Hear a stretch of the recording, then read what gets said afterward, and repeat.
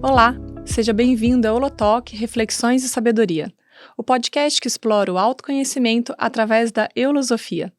Se você busca respostas sobre o ser humano, a vida e o universo, aqui pode ser um meio para você encontrar o seu próprio caminho.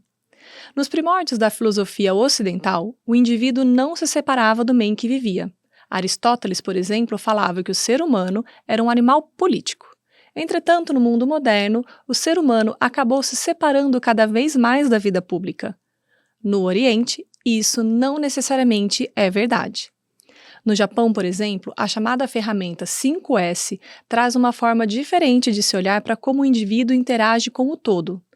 Hoje eu estou com o engenheiro Nelson Flávio Dias Vanzetti para falar um pouco sobre essa ferramenta e como as diferenças culturais dificultam as suas aplicações e como nós podemos transpor esses desafios utilizando as ferramentas da eulosofia. Eu gostaria de pedir agora para o Nelson apresentar e falar um pouquinho sobre si mesmo. Inicialmente, obrigado a oportunidade a todos os ouvintes por estar aqui podendo compartilhar minhas experiências com vocês. Conta um pouquinho para a gente, Nelson, sua trajetória, sua carreira profissional.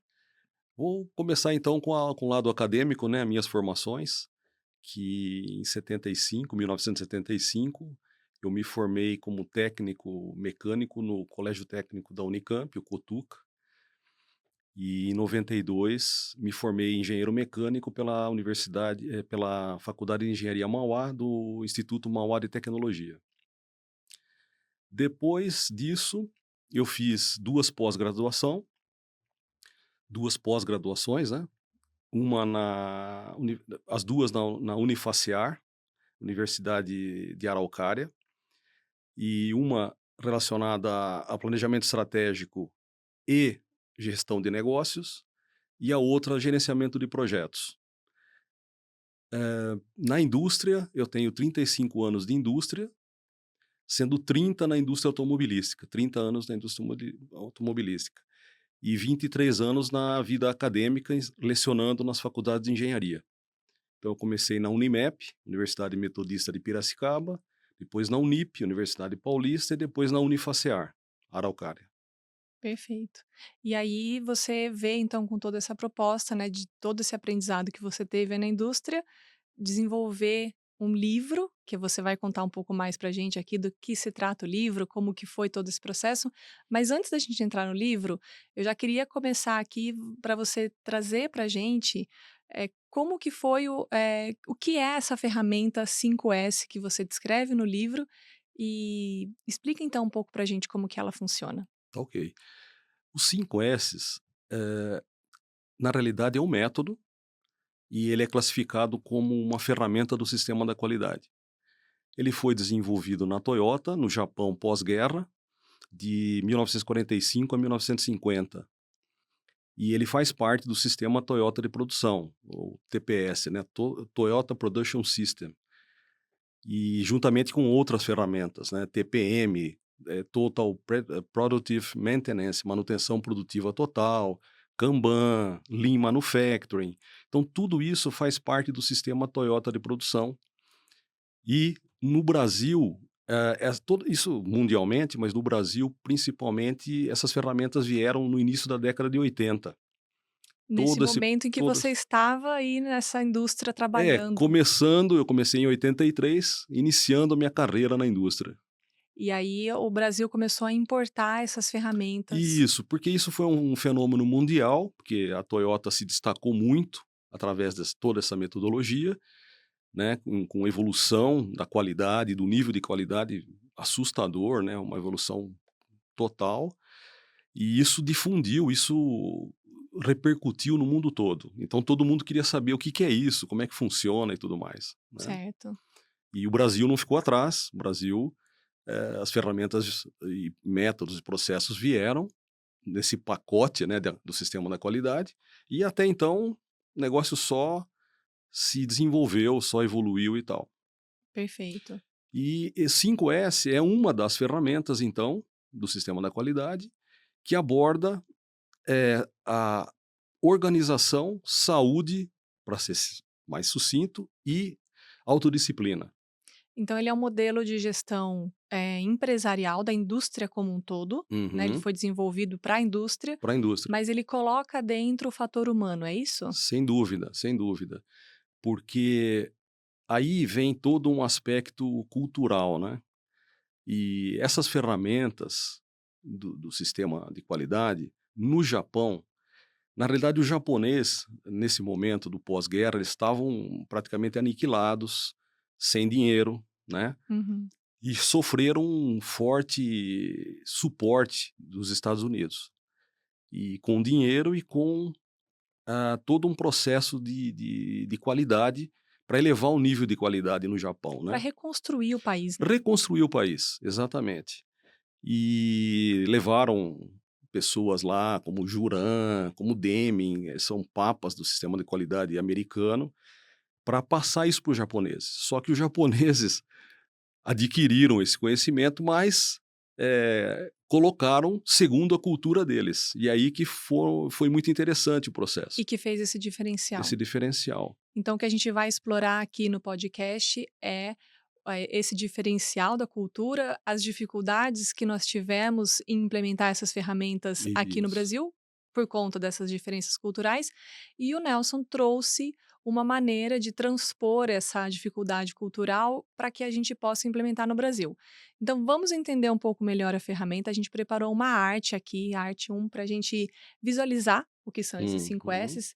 Então começa, Nelson, explicando pra gente o que é o 5S e depois a gente vai, desvendando um pouco melhor. Perfeito. Os 5 S's, eles são 5 movimentos em direção à qualidade, digamos assim, né?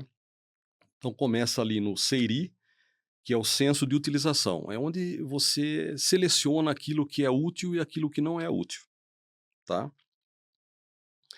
Depois vem o Seiton, que é o senso de organização. Por quê? Porque uma vez você selecionou o que é bom, o que é útil, utilizável e o que não é, você precisa, mesmo o utilizável e o não utilizável, você precisa dar destino para isso, né? Uhum. Onde eu coloco isso e tudo mais e tal. Então vem o senso de organização. Depois, o Seiso é o senso de limpeza, saúde e harmonização, higienização, ou seja, um saneamento do processo, né? Depois o Seiketsu é a padronização, porque no Japão eles são muito ávidos a ter todos os processos bem padronizados. E padronizado aqui também é documentado, né, estabelecido, Documentados, sim. processos estabelecidos, escritos. E o Japão trabalha muito com a gestão visual, então é tudo desenhado, tudo como aqui, tudo colorido, tudo para fixar e facilitar o aprendizado, né? Perfeito. E o Shitsuke é o senso de autodisciplina, que é você trazer para você, o movimento interno, esse processo. Certo. Eh A gente deu uma visão, né, um overview, que eu imagino que isso você na indústria foi aprendendo. E aí conta então pra gente, Nelson, como que foi, agora voltando, conta a sua história de como que foi essa experienciação, essa vivência de passar por esses processos de implementação desses 5S na sua carreira, tanto na indústria como professor. Tá, ok. Bom, basicamente, eu tive uma carreira que eu diria um pouco acidentada por um lado, que em termos de planejamento ela não foi extremamente planejada, ela foi acontecendo, né? Hoje, do ponto de vista de gestão de carreiras, é um processo totalmente eh, não recomendado. Mas acho que também na sua época me parece que não tinha muito ainda essa Não, construção, não, né, não existia. de Hoje você tem uma carreira bem planejada, curta e extremamente vertical. Se isso. você tem a aptidão para gestão, né? E na minha época não, as coisas vinham acontecendo e por um lado foi muito rico para mim, porque eu participei de fusões de empresas, trabalhei muito em multinacionais e participei de joint ventures, são processos distintos de fusão, joint ventures aparentemente são iguais, mas não são.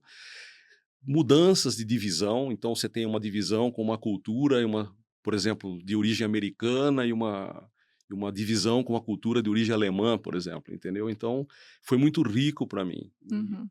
E eu pude experimentar os 5S, né, na prática, na vida, né. Tanto que quando eu estive no lado acadêmico, ficou muito fácil, vamos dizer assim, eu transmitir para os alunos, porque como eu lecionei sempre em faculdades de engenharia nos cursos noturnos, então o pessoal é da indústria.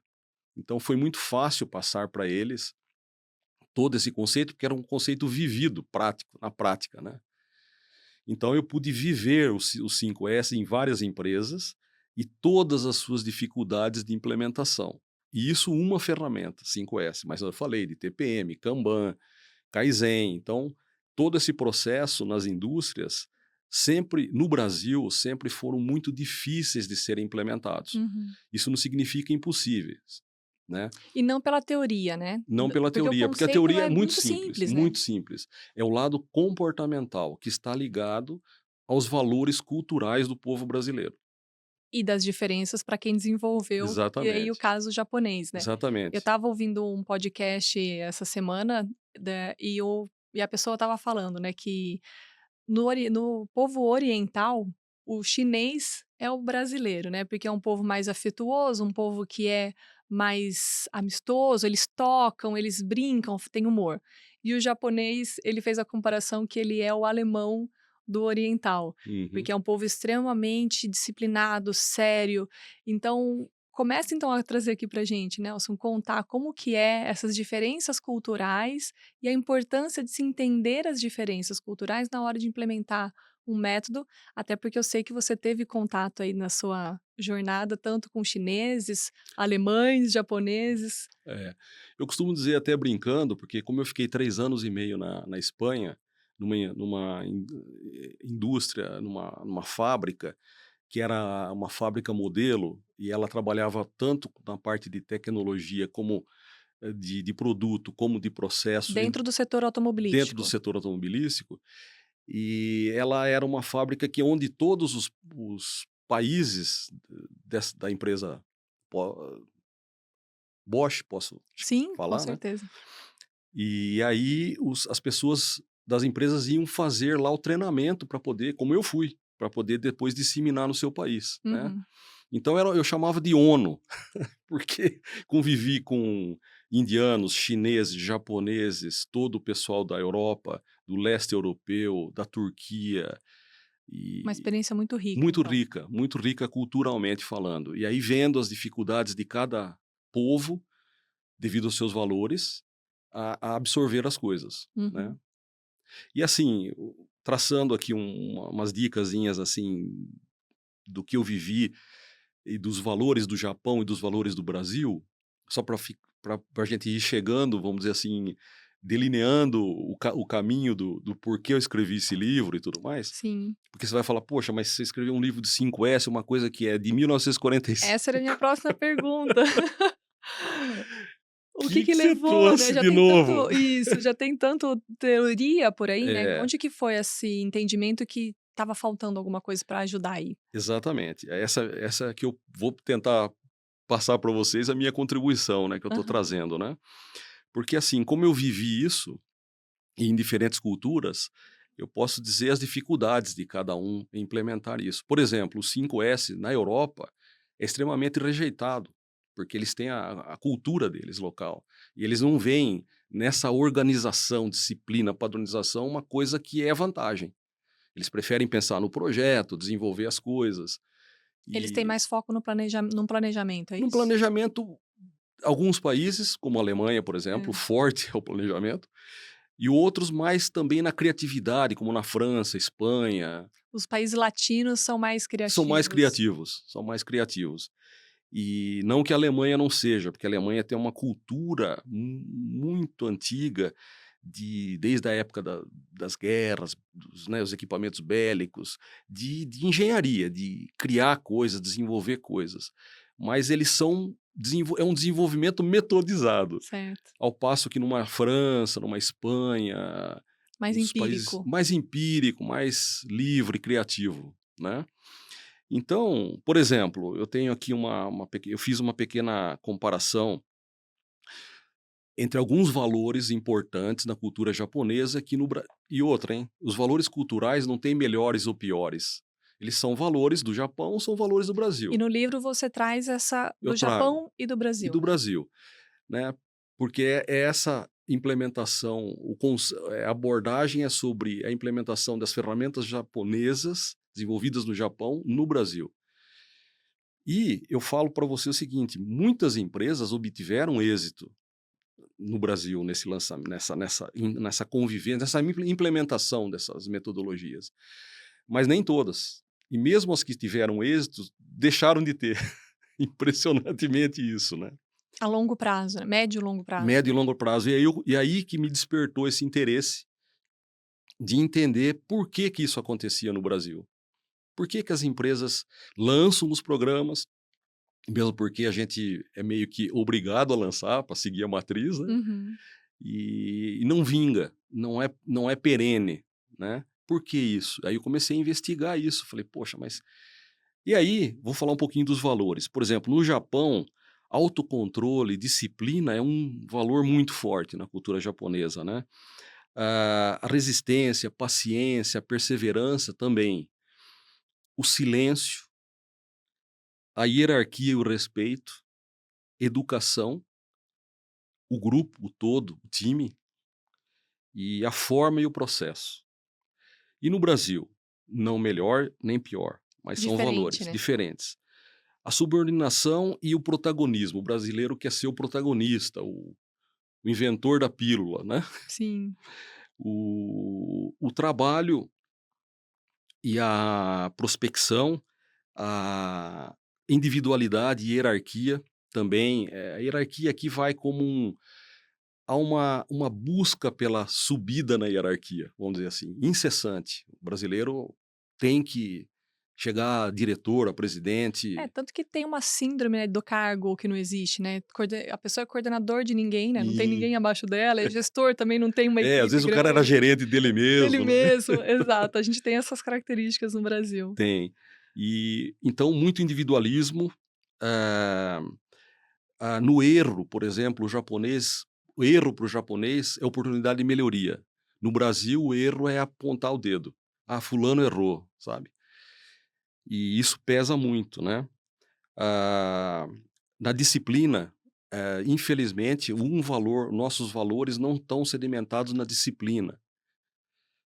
Tanto que quando você faz uma luta marcial, uma luta oriental, você vê os valores deles nas disciplinas na luta, né? Estão Uhum. contidos lá também, né? Não diferente na indústria.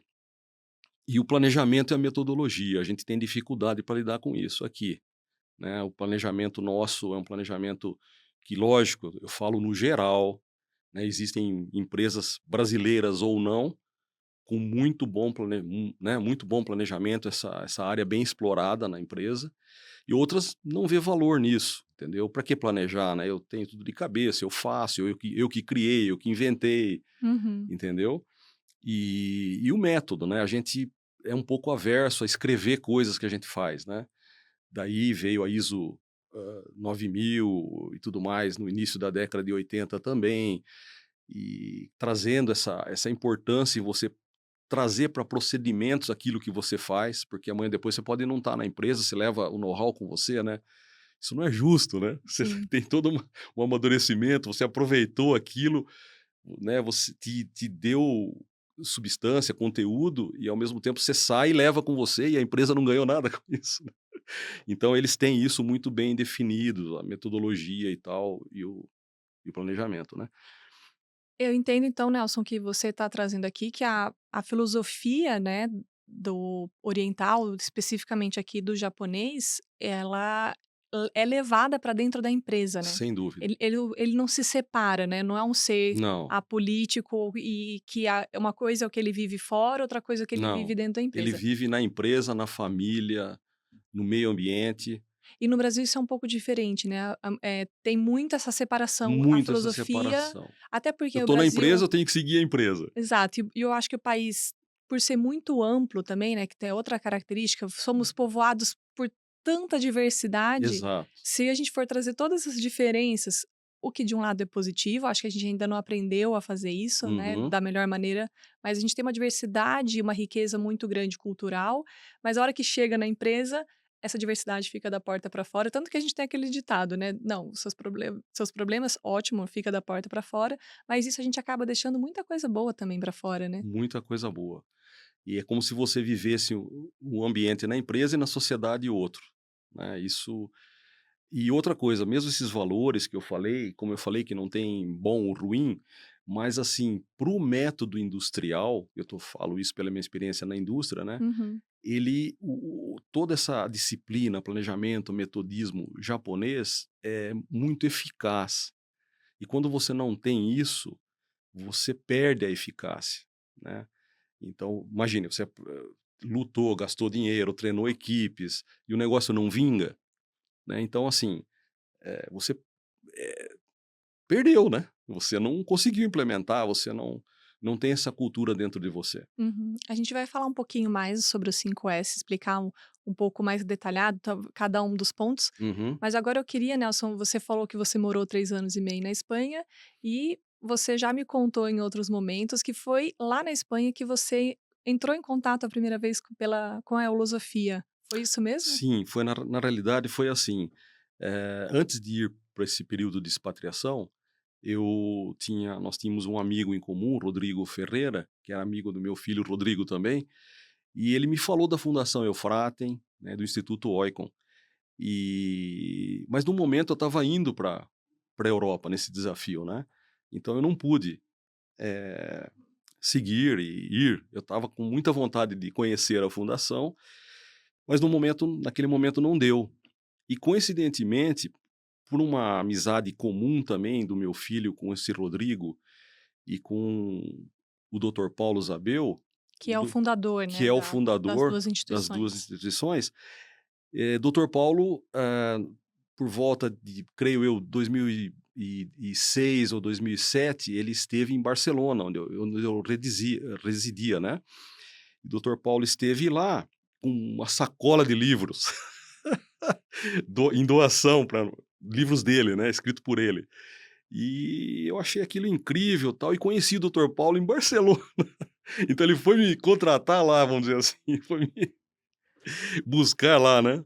E quando eu voltei, logicamente a primeira coisa que eu fiz foi visitar a Fundação Eufratem, isso em 2007, portanto eu estou fazendo, estou, digamos assim, completando 18 anos e como é, 18 anos você está se emancipando, né, você Sim. está você tá, eu estou completando a maioridade, 18 anos de filosofia, porque Então, desde quando ele então levou os livros, você já já começou ali a estudar a foi o filosofia meu primeiro contato. e você já então você vinha dessa vivência aí de 20 anos que você já tinha com indústria, e aí você entrou em contato com a filosofia, e aí a partir desse momento então que você enxergou na filosofia uma possibilidade de ajudar a implementação desse método ou foi depois? Como Não, que foi esse processo? foi bem depois.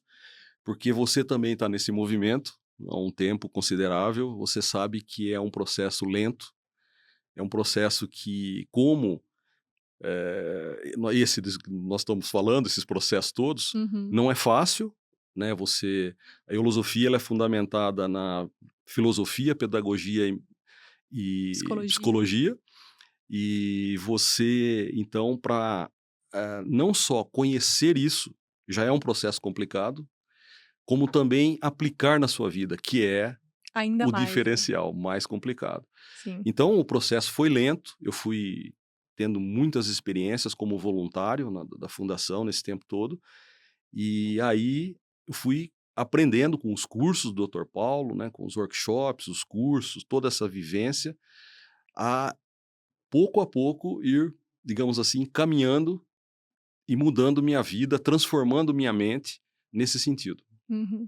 né, de melhorar os processos mentais e comportamentais. E aí você foi entendendo nessa jornada, nesse processo todo, que o autoconhecimento, ele uma vez que ele entrou aí na sua jornada, ele não deixou mais de fazer Não, parte, não né. deixou. A Desde gente vai então cada vez aprofundando mais, tendo um exato. olhar diferente, como você mesmo trouxe, e é uma evolução contínua, né, também. Uma evolução contínua, porque você entende inclusive os processos anteriores da sua existência, e depois aqui, né, segundo a pirâmide da vida, da filosofia, todo o seu processo de evolução, onde você se encontra hoje, seu ponto focal, né, hoje, Uhum. e onde você quer chegar, onde você precisa chegar, para ir melhorando continuamente, né.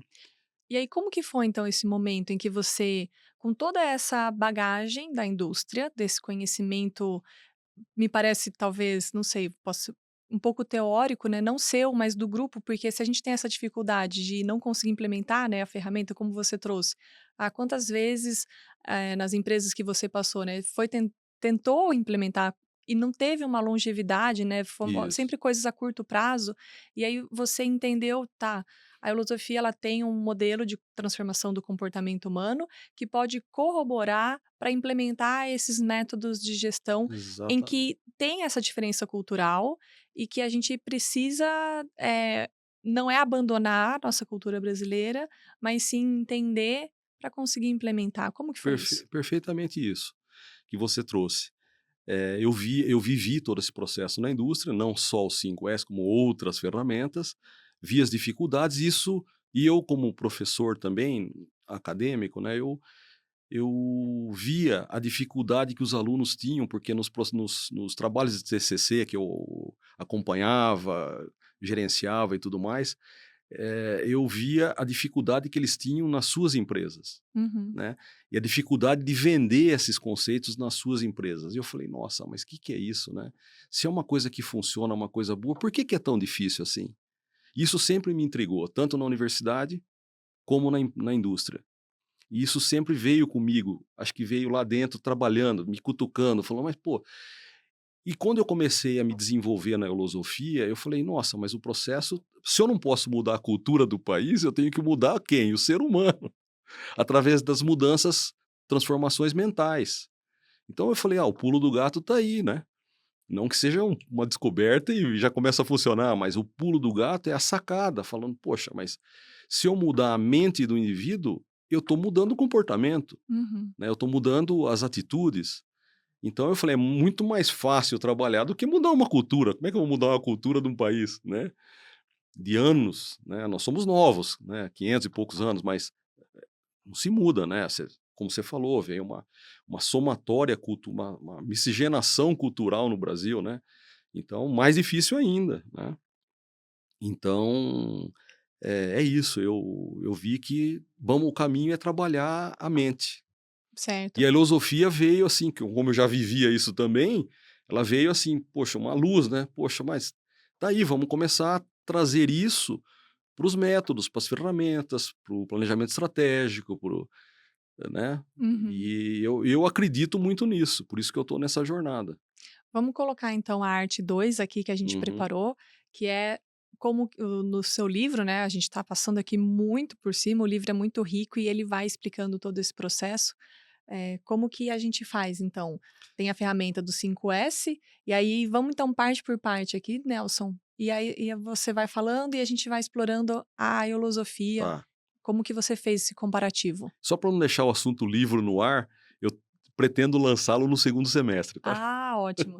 O Nelson está escrevendo esse livro, o Nelson ele é voluntário desde 2007, né, e 7. a gente vem conversando, ele hoje faz parte também do conselho de gestão da Fundação Eufratem, e aí quando, ele escreveu o livro, né, ele passou o livro pela equipe para mostrar o trabalho que ele E tinha se fazia desenvolvido, sentido, né? e se fazia sentido tudo, e aí eu falei: "Nossa, vamos", eu não, a equipe como um todo, né, trouxe. Vamos então gravar esse podcast, porque é muito rico como que uma ferramenta tão utilizada de mercado pode ser, mais explorada com uma ferramenta simples da filosofia, que é o primeiro estágio, né, do desenvolvimento do comportamento humano dentro do autoconhecimento, que são os 5 movimentos do autoconhecimento, que a gente já traz aqui para vocês observarem, né, apreciarem, que é justamente a primeira parte. Eu vou dar uma passada simplificada, depois a gente vai Por aprofundando, favor. que é observar, refletir, tomar atitude, agir e saber esperar. São esses 5 movimentos da eulosofia que eles estão diretamente ligados com o comportamento humano.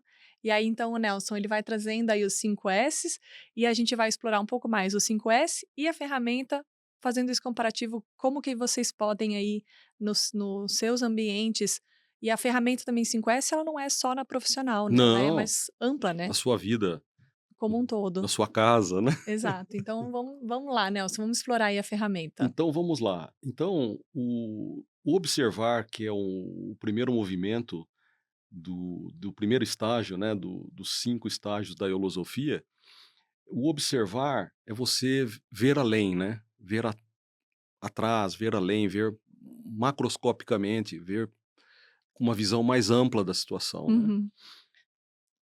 E aí, no primeiro movimento, senso de utilização, é aí que você vai ter que exercitar muito o observar, porque você vai, através da sua observação, você vai ver aquilo que faz sentido para você e aquilo que é desperdício, aquilo que não faz sentido, Certo. tá? O observar também, como o Nelson bem disse, né, ele é um refinamento dos 5 sentidos, desde o visual, auditivo, e também ele tem essa capacidade de enxergar o que está além, né? Que Isso. é, peraí, eu sei que a pessoa está falando uma coisa, mas tem alguma coisa que está por trás ali. Quando eu observo ah, todos os meus sentidos, eu consigo entender esses sinais que muitas vezes a gente percebe que tem alguma coisa estranha, e quanto mais refinados os nossos sentidos, a gente vai pegando. E aí eu entendo também, Nelson, nesse senso de utilização, que isso também é importante, né? Porque tem muita coisa que aparentemente é útil, mas se a gente faz assim, se a gente começa não, ele tá um pouco quebrado, ele tá. Coisas Uhum. que se a gente passa o olho por cima, a gente acaba não É verdade. observando, né? Exatamente. Depois eu relacionei, né? É uma relação subjetiva, mas ela tem um certo sentido. Uhum. De o refletir, que é quando você aplica esse questionamento, fala, mas por que que isso não é útil? Por que que não deve ser? Por que que deve ser descartado ou não? Onde eu vou organizar isso? Onde eu vou colocar essa roupa, se for um guarda-roupa? Onde eu vou colocar isso? Onde eu vou colocar aquilo? Um lugar para cada coisa e cada coisa no seu lugar. Esse é o lema, né? E então é o refletir. Você está refletindo sobre uma situação, né? Não tem Eu, como organizar sem reflexão. sem reflexão. Então, eu relacionei ali ao SEITOM, que é o senso de organização. Depois, a parte de limpeza, saúde e organização, eu relacionei a um saneamento mental, entendeu? Que é quando você toma atitude, você fala, não, Uhum. eu vou fazer determinada coisa, porque você já refletiu e viu que aquilo é necessário ser feito. Dando sequência, o aspecto da padronização, que é o Seiketsu, é o agir, quer dizer assim, você já refletiu, você já tomou atitude, mas você não agiu ainda. Então, a padronização, você escrever, você procurar fazer aquilo um procedimento, um método, você está agindo, interferindo no meio. É a base do agir, né? É a base do agir. Aqui é importante a gente tem essa diferenciação na eulosofia. Eu acho que a primeira vez que eu vi isso, entrei em contato, é nessa diferença da tomada de atitude, que é um movimento interno, Interno. consigo mesmo, para o agir. Eu sempre dou o exemplo aqui, que uma vez na nossa conversa você trouxe o exemplo do aprender inglês, e eu trago da academia. Quantas pessoas se inscrevem na academia e não praticam, não vão, porque elas ainda de fato não estão decididas internamente da importância que aquele movimento tem para sua vida, né? Isso. Aquele ganho. Então, e se a gente não tem essa tomada de atitude, não vai aprender inglês, não vai emagrecer, não vai para academia, a gente começa a se enganar, né? E a gente muitas vezes vai pro agir, a gente age e não consegue, né? Não E aí que falha muitas vezes o nosso falha. planejamento, né? Exatamente. Exatamente. Esse é o mecanismo, Esse é o nosso processo. nosso processo mental. E depois o saber esperar é o resultado, você observar o resultado da sua ação, né? Que está ligado ao senso de autodisciplina. Que para nós, brasileiros principalmente, um dos maiores desafios é a autodisciplina. É Uhum. você se autodisciplinar, procurar melhorar continuamente. E o japonês, ele sempre estabelece uma base que que ele chegou ali como uma base boa, e o próximo passo tem que ser melhor que aquela boa. Ele É tem essa porque ele referência. fecha o ciclo e começa de novo com Uhum. todos os aprendizados do primeiro Exatamente, ciclo, né. exatamente. E isso é metódico, isso está intrínseco à personalidade, comportamento, atitudes do indivíduo no Uhum. Japão. E aí, como você visualizou, né, vivenciou, na indústria a gente teve dificuldade de ter essa continuidade justamente por causa disso, né, a gente implementa, começa, tudo Muito pelo externo. Então, o externo vem uma ordem, mas você, como você deu o exemplo da academia, você começou a agir por uma ordem, só que uhum. você não fez seu movimento interno de tomar atitude e falar: "Não, isso é bom para mim, é bom para a indústria, é bom para mim, é bom para Eu minha vou casa, minha crescer, eu família". vou melhorar na minha vida pessoal, profissional, mas a gente não tem esse olhar, né. Eles não têm. E aí você vê, por exemplo, você fala: "Mas você pode dar um exemplo mais prático do dia a dia?". Você já observou uma enchente? Essas que nós temos diariamente aí quando vem os períodos de chuva, a quantidade de lixo que existe na rua. Por que isso? Esse lixo está dentro de nós, né. Se a gente tem um lixo externo, nós produzimos esse lixo. Uhum. E que ação foi essa? Por que isso está existindo? Nós estamos destruindo o planeta, né. E aí você vê, aí passa a chuva, parece que nada aconteceu. Não, gente, nós estamos, vamos dizer É, assim, pegando esse exemplo, né, lá no doentes, né. exato, lá no Japão tem os tsunamis que destroem tudo, depois de 3 meses, até menos, o país já está reconstruído, ninguém sabe, me lembra mais que aquela É, via estava completamente destruída, né. exatamente, exatamente. Então isso a gente precisa, começar a refletir e, né, tomar atitude, agir e saber esperar nesse sentido de ver se o movimento que nós estamos fazendo em prol disso tudo, de nós mesmos, do planeta, que é um movimento interno, então, portanto, ninguém me mandou fazer, eu percebi que isso faz parte. Então a mudança veio de dentro. Uhum. Então aí a gente consegue entender a melhoria. E nós vivemos isso tanto, eh a eulosofia nós vivemos na prática na Fundação Eufrate e no Instituto Oicon. E a gente está buscando então a gente entende o que é fazer parte da cultura. A nossa cultura na Fundação Eufrate e Instituto Oicon tem tudo, tem a eulosofia na prática. Não E é só uma teoria que está escrita nos livros, né. exatamente, então isso que traz para a gente o sentido e a da efetivação do conceito, né. Uhum. Não é uma filosofia simplesmente, é uma coisa prática que você está aplicando em sua vida e a sua vida está melhorando. Você está fazendo a diferença na vida, nos sistemas, nos processos, nas empresas.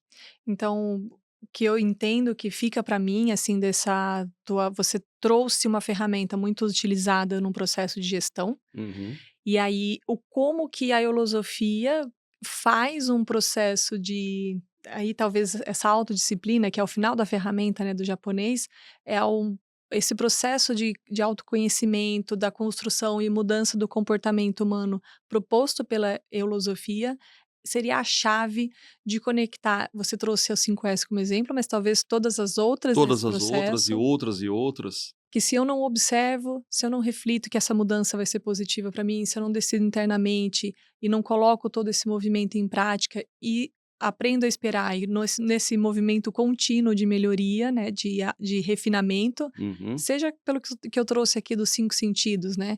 Espera aí, deixa eu ver se hoje eu estou observando melhor do que uhum, ontem. exato. Coisas pequenas, né, que a gente acha também, isso é uma outra coisa, que a gente acha que as grandes mudanças são grandes descobertas, talvez aí da nossa cultura, pegando essa reflexão que você trouxe, né, que o brasileiro tem esse lugar do protagonismo, de fazer grandes descobertas, aprendendo também um pouco com os japoneses, não, Melhoria contínua, melhoria pouquinho por contínua, dia. pouquinho, contínuo, mas sempre, né, É, continuidade no processo. é isso aí.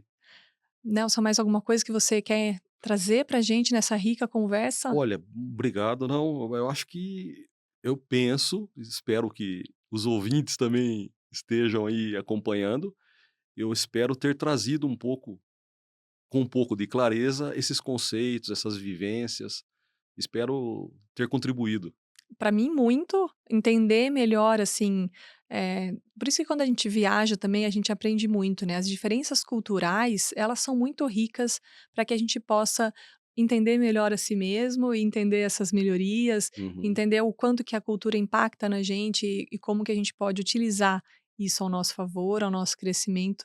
Então para mim essa conversa foi muito rica, aprendi muito. agradecer muito a sua experiência aí Opa, de anos de indústria, de professor e agora parceiro aí nessa jornada de autoconhecimento. É muito bom ter você com a gente, Nelson. opa, eu que agradeço, agradeço a todos e principalmente ao Instituto Oicon e Fundação Eufratem por essa oportunidade de estar aqui compartilhando com vocês, vivendo essa experiência com vocês. Muito obrigado, vamos juntos. Vamos juntos.